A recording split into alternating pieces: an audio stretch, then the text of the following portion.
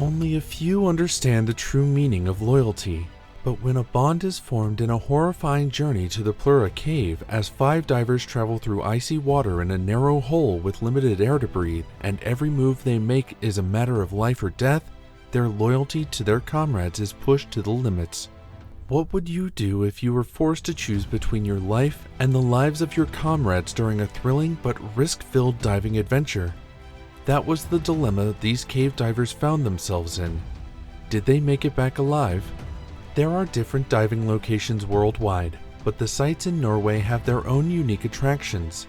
Even though the waters in this area can get quite chilly, they are clear and pure, making for fantastic diving experiences. According to experts, accidents are not supposed to happen if divers are experienced, with adequate preparations made and the basic rules of diving kept, but your guess is as good as mine. Shit happens. In all of Northern Europe, Plura Grotto Cave is the deepest. The location is open all year round, and it has had very few accidents considering the number of divers that frequent the cave. Nevertheless, some fatalities and injuries have been recorded. More so, a diver exploring the cave in August 1988 ripped his diving suit's right leg on a jagged rock. Having experienced moderate hypothermia, he lived to tell the tale. Also, a Norwegian diver was reported missing on August 16, 2006, and on August 28, 2006, a group of British divers recovered his body. The negative experiences of these divers should have been enough to discourage anyone thinking of having their adventures. But 5 men on February 6, 2014, confident in their experience and preparation, decided to dive into Plura waters against all odds. How would their story end? On that fateful day, 2 divers first entered the water in their diving gear and waterproof dry suits. 3 of their buddies followed 2 hours later, and immediately the initial diver's elevated sediment had time to settle. Steinögelsflaget was the 5 men's destination. Being divers from Finland, they had explored the Ojamo mine west of Helsinki, and they were familiar with each other.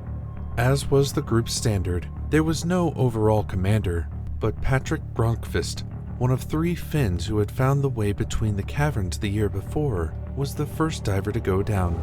He was diving with a close acquaintance, Jari Hoturinen, who was making his first attempt at the traverse. However, the journey to Steinögelsflaget would include a 5-hour dive with the use of underwater scooters to depths of more than 130 meters.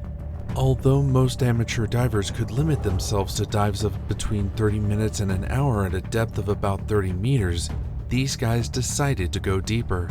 A rip in the dry suit on the rocky cave floor might be fatal at these temperatures and depths. Carbon dioxide poisoning is another risk, as is equipment failure. Anything could go wrong. The divers utilize rebreathers to artificially absorb the carbon dioxide they exhale, converting it back to oxygen. Cave divers sometimes find it difficult to regulate their breathing at depths because these devices can overheat if they breathe too rapidly. However, in a deep cave like this, confusion and disorientation can result from even moderate cases of hypercapnia, which can have catastrophic repercussions. After swimming past the deepest part of the dive and dropping approximately 110 meters below the Plura cave entrance, Gronkvist discovered that Hoturinen was not following him about an hour into the dive. Returning to the cave, he saw that his friend had become entangled in a cable that was attached to one of his pieces of equipment and had become caught in a small opening. He was signaling for help with his torch. Hoturinen risked breathing too quickly since it appeared that he was beginning to panic. In an attempt to lower the carbon dioxide in his system, Gronkvist offered him a glass cylinder. However, when Hoturinen was changing mouthpieces, he began blindly swallowing water.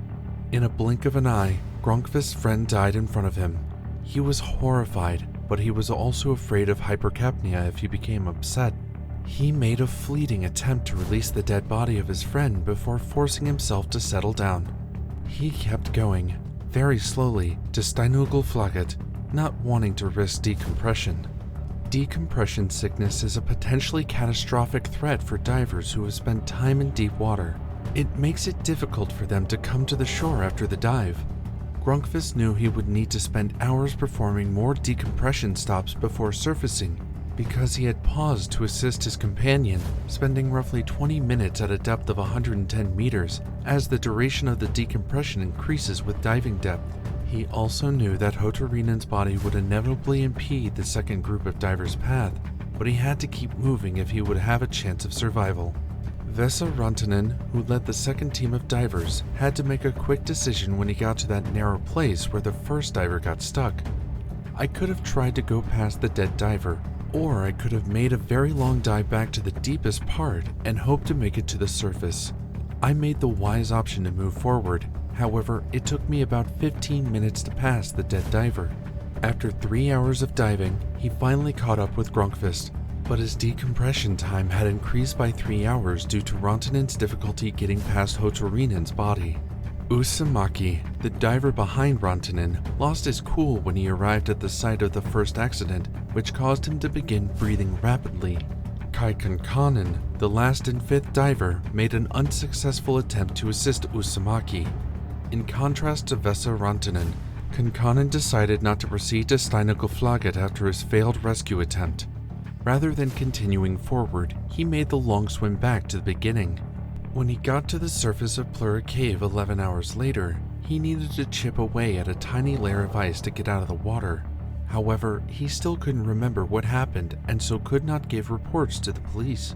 Patrick, the first diver to enter the cave, was the first to arrive at the shore 90 minutes earlier than their estimated arrival time after a perilous struggle to manage the little oxygen left in his tank, followed by Rantanen 3 hours later. The survivors suffered from decompression, leading to the three of them being hospitalized.